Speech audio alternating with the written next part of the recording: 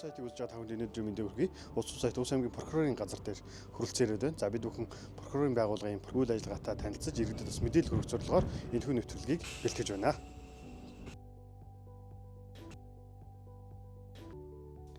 Улс аймгийн прокурорын газар нь прокурор 8, туслах ажилтан 4, захиргаа үйлчилгээний ажилтан 11, нийт 23 хүний бүрэлдэхүүнтэй ажилладаг.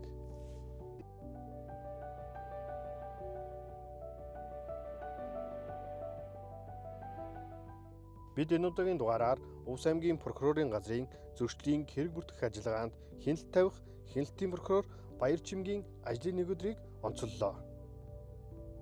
За Баярчим прокуроос та бүхэн зөрчил шалган шийдвэрлэх ажиллагаатай холбоотой зөрчил шалган шийдвэрлэх ажиллагааны онцлогийн чигүүргийн талаар бол бүрэн мэдээллийг манай прокуророос авъя гэж боломжтой байгаа. За өнөөдөр яг ойлаа бас ямар ажлуудтай, ажлын төлөвлөгөөнүүдтэй байна тэр тухай яриач. Тэгэхээр өнөөдөр бол прокурор бол сар болгон хяналтын яриа байгууллагуудтайгаа очиж гомдол мэдээлэл хүлээн авах талаар бүртгэлтэй танилцдаг байгаа. Тэгэхээр гомдол мэдээллийг зөв хүлээн авч юу, за тухайн одоо байгууллагын харьяал мөн үү биш үү тийм ээ, хууль заасан үндэс журмын дагуу энэ одоо гомдол шалгах хугацаанд шалгах юу гэх мэтлээ одоо эдгээртэй очиж танилцдаг байгаа, сар болгон танилцдаг. Тэгэхээр өнөөдөр бол автоеврын газар аймгийн автоеврын төвтэй очиж танилцахаар байгаа. Тэгэхээр одоо хэдүүлээ тийшээ авч танилцах ажиллагаа хийнэ.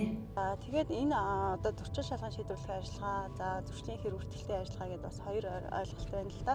Тэгэхээр зөрчлийн хэрэг бүртгэлт гэдэг нь болохоор эрхүй албан тушаалтнууд, за тухайн зөрчлийг шалгаад зөрчлийн шинжтэй үйлдэл эсвэл төвөөр шалгаад шийтгэл оногдуулж байгааг бол зөрчлийн хэрэг бүртгэлт гэн. За зөрчлийн зөрчил шалган шийдвэрлэх ажиллагаа гэдэг нь болохоор за энэ зөрчлийн одоо тодорхой ажиллагаанууд хийгээд энийг шүүхээр хэн шийдвэрлэж байгаа энэ ажиллагааг зөрчил шалган шийдвэрлэх ажиллагаа гэдэг ийм хоёр өөр ойлголт явдаг. Тэгэхээр энэ одоо гаргаж байгаа эрхүй албан тушаалтны гаргаж байгаа шийдвэр үйл ажиллагаан дээр прокурор хуулийг хэрхэн яаж хэрэгжүүлж байна вэ, тийм ээ?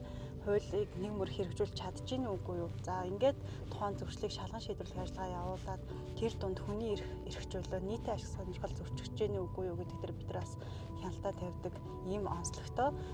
Ер нь бол одоо хүний эрх чөлөө хуулийн этгээд одоо нийтийн ашиг сонирхлыг хамгаалах зорилго бүхий л энэ одоо хяналтын чиглэл тийшээ чиглэлгээл гэж ойлгоход болно доо. Ер нь бол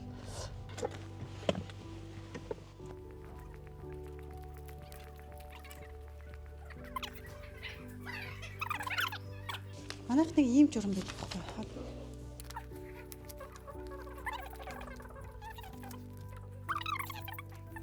Дээр яасан гэсэн.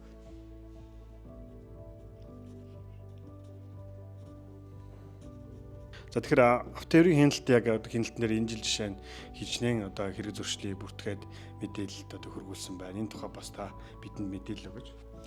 Улс аймгийн автоеврын төвийн хяналтын улсын байцаагч нар энэ өгийн байдлаар бол 37 зөрчлийн шинжтэй гомдол мэдээллийг хүлээн авч прокурорт хүлээлгэн шийдвэрлүүлсэн байгаа. Прокуророос бас яг ямар чиг үүрэгтэйгээр танад хяналт тавьж ажилладаг энэ талаар бас зөрчлийн хэргийг шийдвэрлэх эрх хөхөө ажилт нь автоеврын хяналтын улсын байцаагч нар бид нар зөрчлийн гомдол мэдээллийг хүлээн авч зөрчлийн хэргийг шийдвэрлээд прокурорт кинолад прокурор бол кинод хүний эрхийг зөрчигдсэн байна уу, хуулийг зөв хэрэгжилсэн байна уу гэдэг дээр хяналт тавин ажилладаг. Өнөөдрийн байдлаар бол манай прокуророос зөрчлийн хэргийг хэрэгсэхгүй болсон тохиолдол гараагүй байна. 83 км/цагийг хэтрүүлээд 24 км явуулж байна. Цаг минут болсон зэмлийн зам дээр километрээр гараад ингээд ямар байшил гээ юу гэдэг. Тийм байна. 7 хоногт ч юм уу эсвэл сарын эцэстэн татаад кино шалгалт.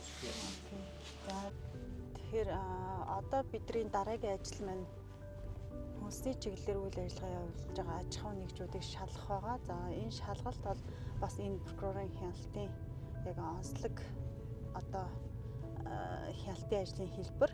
За тэгэхээр энэ дээр бол хүнсний чиглэлээр үйл ажиллагаа явуулж байгаа аж ахуйн нэгжүүдийг хүнс хөдөөж ухаан газрын эрхүй албан тушаалтнуудтай шалгалтыг хийхээр байгаа. Тэгэхээр энэ шалгалтыг очиж хэдүүлээ бас та бүхэн сонирхгүй тийм ээ, бас ямар одоо шалгах ажиллагаа гэхээр яг юу хийгдгийг тийм ээ. Ийм ажиллагаануудыг хийвэл бас очиж сонирхоод ерөнхийдөө тэр шалгалтанд бас оролцгоё. За хэдүүлээ тэгээд шалгалтаа хийгээ явчихнаа.